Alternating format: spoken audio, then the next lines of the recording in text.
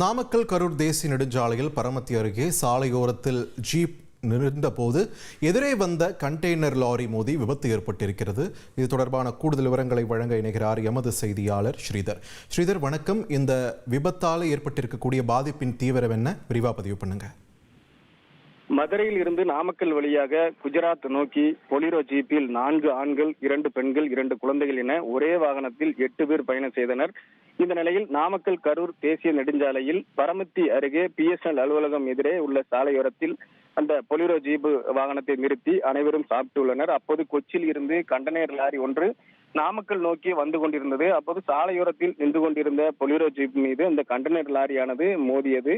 இதில் ஜீப்பு சுக்குநூறாக நொறுங்கியது. மேலும் அருகே உள்ள இந்த பள்ளத்தில் ஜீப்பும் கண்டெய்னர் லாரியும் உருண்டோடின.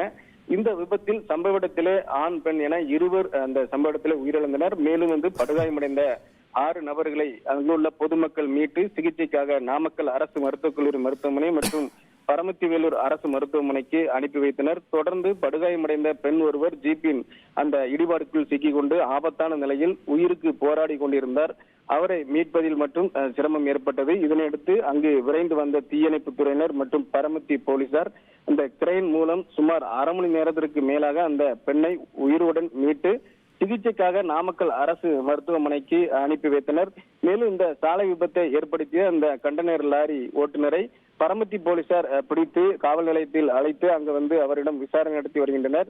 இந்த சாலை விபத்தால் அந்த பகுதியில் கரூர் நாமக்கல் தேசிய நெடுஞ்சாலையில் சுமார் 1 மணி நேரம் போக்குவரத்து பாதிப்பு ஏற்பட்டது.